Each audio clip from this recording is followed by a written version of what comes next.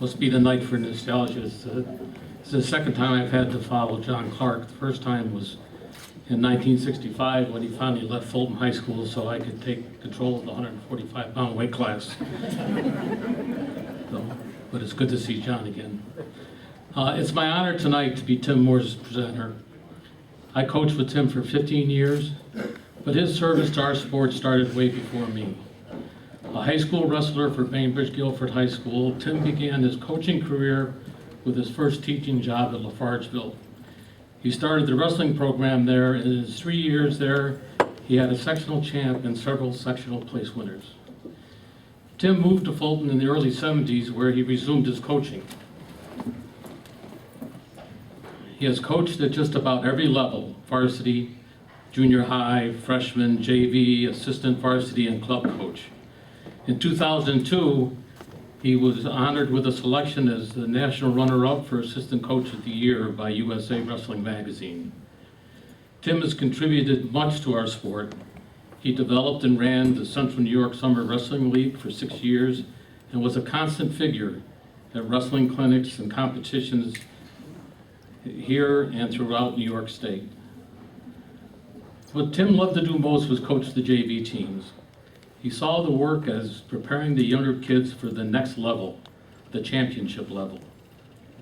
His JV record of 167-8 and 10 consecutive Union Endicott dual championships are proof enough of his coaching skills, but more than that, Tim's wrestlers, coaching colleagues, and wrestling parents will tell you what he did best was teach and coach kids how to be better people. His devotion to wrestling and the kids he coached has been noted by many people, and his induction into the Hall of Fame tonight is a fitting tribute for a special coach, my friend Tim Moore.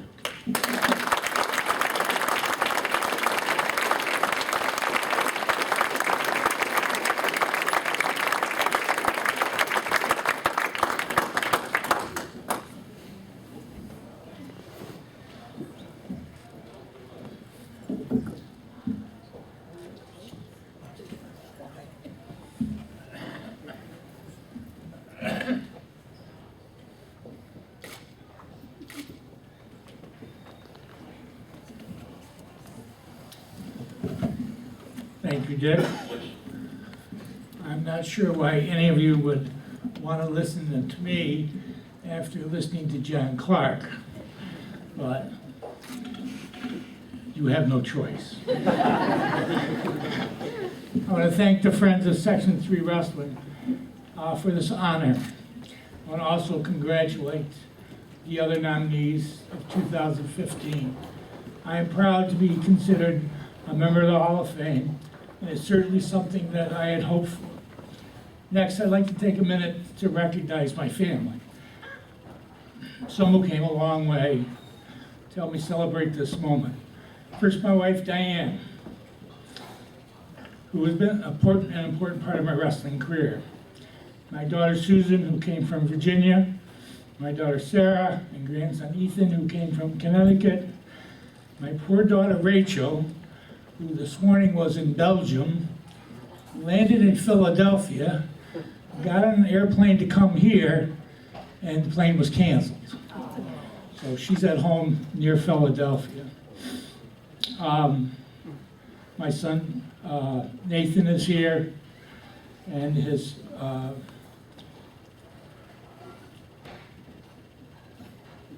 I did say my daughter Celia and her husband Andy, who are from Brooklyn. I'm very happy that my high school and Bainbridge wrestling teammate John Payne and his partner Terry are here. John and I have been close friends since the 4th grade. Since I have been sick, John has kept a close eye on me with weekly phone calls and many get-togethers. Also, Randy Gillette is here with his wife Bitsy. Randy is also a member of the Hall of Fame and a great example of what wrestling can do for a person as he pursues his career and raises his family. It is also great to see so many coaches I have worked with over the years and many, many former wrestlers. Thank you all for sharing this honor. For the past 30-plus years, I have had great support from my wife. She has washed many a singlet and many a warm-up. She has attended many, many matches and tournaments. She has had no fear of giving me hell for wrestling one kid over another, or for slapping a kid in the back of the head as he went out to wrestle. She was fundamentally helping to create and administer the Central New York Summer League. We hosted that tournament every Monday night for 6 weeks, for 6 summers in a row. It was because of her organizational skills that we were able to do that successfully. I was always really committed to any wrestling program I was involved in. My kids were much the same. All of them were athletes. Susan was and still is a runner who has participated in a marathon. Excuse me. Tara was a gymnast who set many high school records. She won a partial scholarship to do gymnastics at the University of Vermont. Rachel was a soccer player and a basketball player. My son Nate was a full wrestler. He sucked a lot of weight in order to be on the varsity team. He was one of those emotional, hard-nosed kids who worked really hard and was devoted to his team. Celia was also a gymnast. She attended Ithaca College where she competed in gymnastics. Celia has become a runner and has competed in at least one marathon and many other races. So all of my kids participated in sports, and I missed a lot of competitions because I was with my wrestlers. I hope they understood wrestling was important to me. I think that they also realized that I was doing a good job, and that most wrestlers appreciated that. I got my first teaching job in Lafargeville near the Thousand Islands. I had always wanted to coach wrestling. I couldn't sit still and immediately started to negotiate with the administration to begin a wrestling team. They allowed it as long as it didn't cost anything. No pay for the coaches, no unnecessary trips or other expenditures.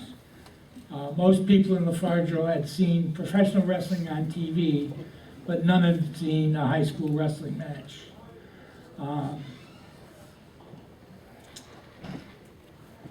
I think that we wrestled our first wrestling match in gym clothes. Eventually, we got a huge discount on the worst-looking uniforms ever conceived. They weren't singlets, they were 3-piece uniforms. And only old people will remember what those looked like. But it was kind of like wearing a diaper.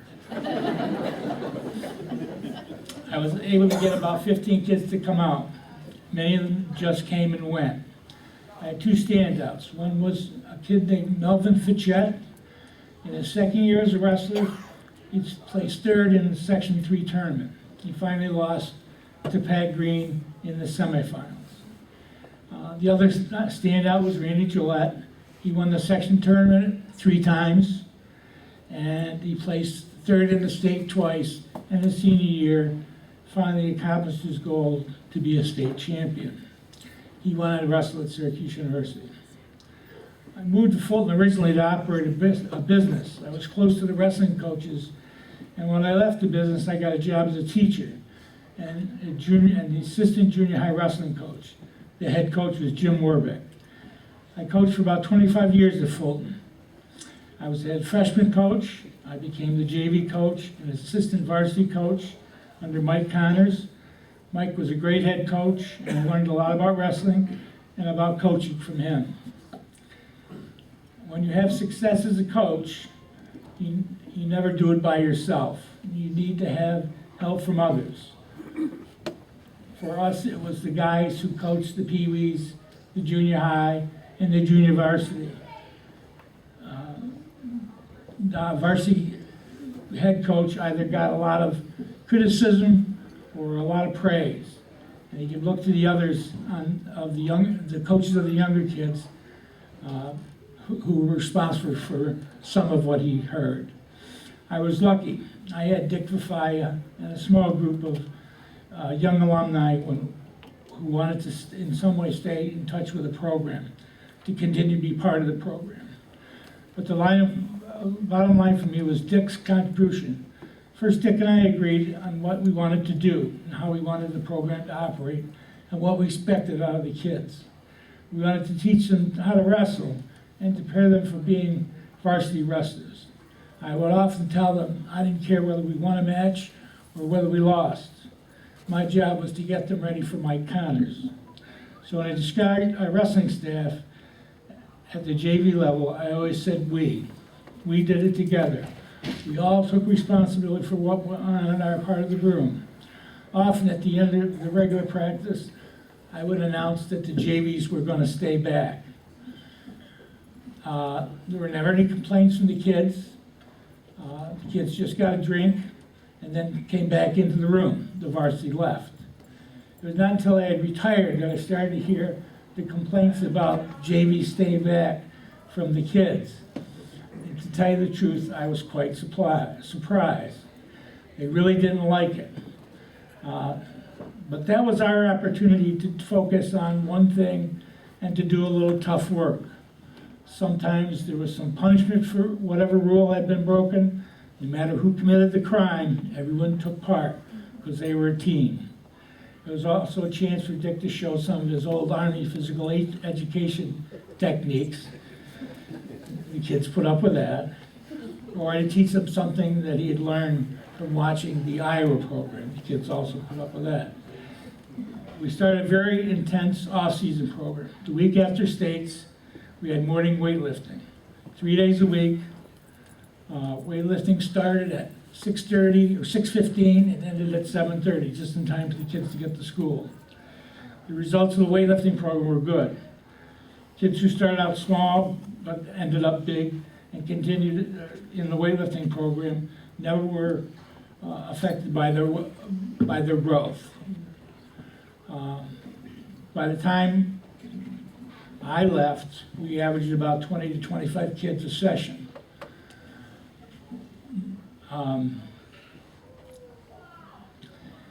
The kids who completed all of the sessions of weightlifting received a pair of shorts and a t-shirt.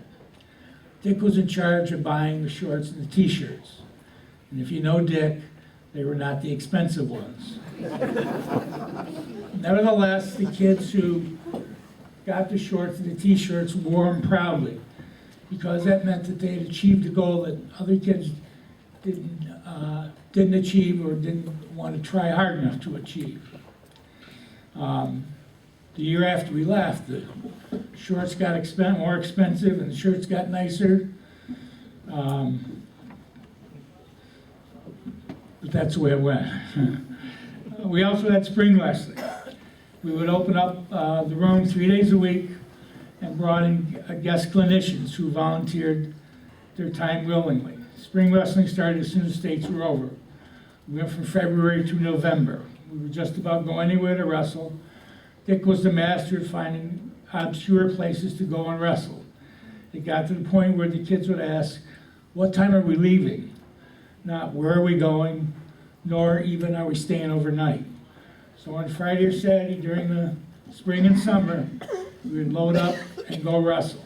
Nothing mattered other than getting the kids some wrestling time, some mat time.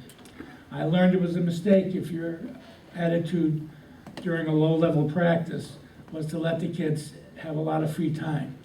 They're kids, and they have to have direction. We were always on the hunt for something interesting to do with the kids. Whatever it was, it had to meet the criteria. The most important was it had to make the wrestlers better.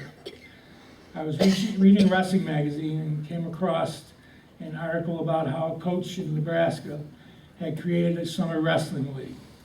It had many of the qualities that summer softball or summer lacrosse had. Put the mats down, line up and wrestle. I contacted a group of coaches in Section 3 and Section 4 and Section 5, and everyone seemed to support the program. We didn't know if it was going to work. We didn't know if anybody was going to show up that day. But Diane and Dick agreed to administer the program, and off we went. The Fulton kids would have to stuff 3 mats into our gym. Wrestling started at 6:30 and ended at 8:30. Mats would be put away, and we would be out by about 9 p.m. With one weigh-in on the first day.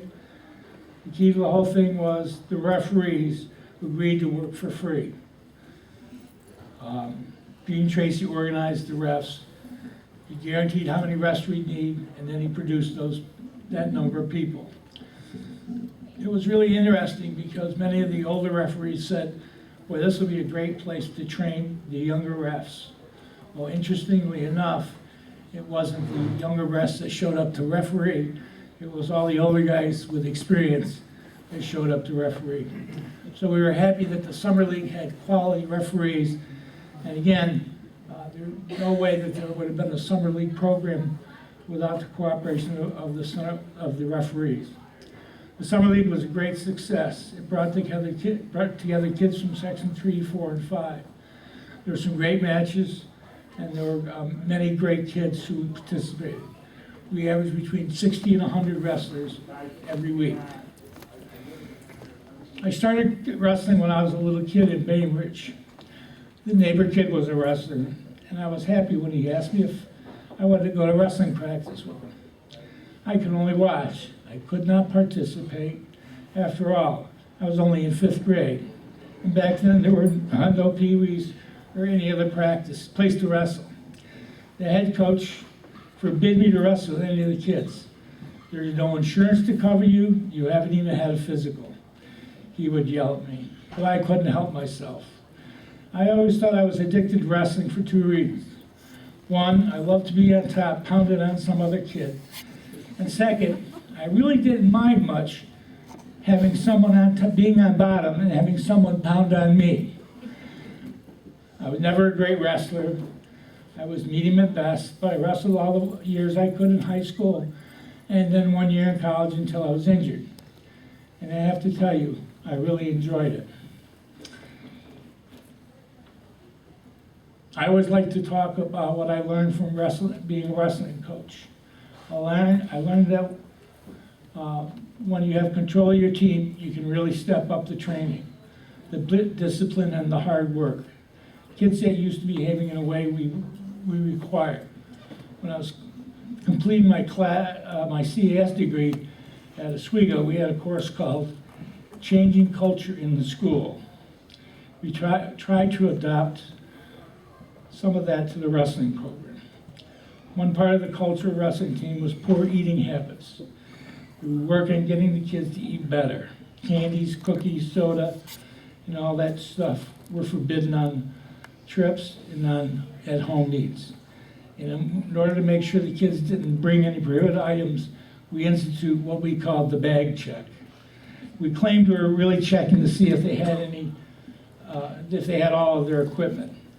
Kids could get on the bus with any prohibited items. They had to lay all their equipment on the floor and anything else they had in their bags or coolers. If they had any of those items, we took them and gave them to the younger coaches who would eat and drink all day courtesy of those wrestlers. The culture changed when the kids brought no more junk food, and in fact, mentioned the fact that other teams were eating junk before they wrestled. I learned that when someone became a dedicated wrestler, he also became a dedicated student. As soon as any teacher complained about a wrestler's behavior or his efforts, I grabbed the kid and went to see the teacher. In most cases, we were able to remove the problem. If the kid did not improve, we punished him at practice. Jim Warwick always called it the doghouse. We made them feel as if they were in the doghouse. I learned that the time to discipline a kid was after he won, not after he lost. I would shake the winner's hand and hold on to his hand until he listened to my criticisms. I would just shake the loser's hand and I would talk to him later. One of the things that I learned was that all kids are not the same, and many of them need to be treated in an individual manner. As time went on, people began to ask me when I was going to retire. I was surprised when the question first came up. My response was, when the kids stopped making me smile and laugh. Excuse me.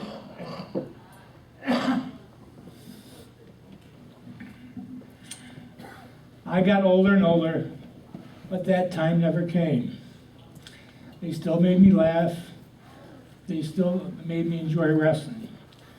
I was getting a little tired, but I was never bored. I still loved to teach and go to the matches and the tournaments. So I decided to retire when one of my favorite classes graduated. I said I was going to graduate with them, and so I did. I was shocked when the parents of both varsity and JV kids decided to recognize Dick and I at a banquet. Over 100 people attended. Many got an opportunity to say things that they wanted to. It was a fun evening, and certainly I felt honored. I could have done a lot of things with my life and career. I sure could have made a lot more money. But being a wrestling coach is what I wanted to do. Since retiring from coaching, I still follow the Fulton program and see a bright future with the leadership of Jeff Waldron. I love that many former wrestlers feel that they can visit me and tell stories about our experiences together. The stories and memories are repeated over and over again, and we still manage to laugh as if we had never heard that story before. Thank you again to the Friends of Section 3 Wrestling for this recognition. And thank you to my family, friends and coaches and wrestlers for being part of this journey. Thank you.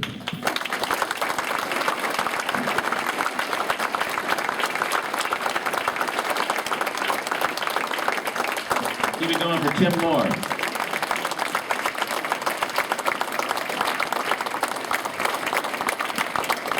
Shows you what you can do, how wrestling is still remains so much the same. Trying another sport, going through the kids' bags and taking out the bad treats, and you'll get sued. We expect that in wrestling. Every year I try to come up with one story that shows how wrestling brings people together, and I have one of those. If you could just let me do this before our final inductee. This one was in the Post-Standard. A woman had twins, and she gave them up for adoption. One of them went to live with a doctor's family in New Hartford, and they named him Amal. The other went to a Puerto Rican family in Syracuse, and his name became Juan. Years later, Juan wins the Section 3 championship in wrestling, and his picture is in the Post-Standard. Upon seeing the picture, the woman tells her husband she knows it's one of her twins, and she only wished that she could also see a picture of her other son, Amal. Her husband responded by saying, "Don't worry, honey, they're twins. If you've seen one, you've seen them all."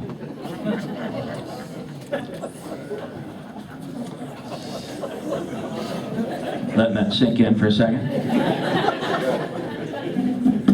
That's a true story. Oh boy.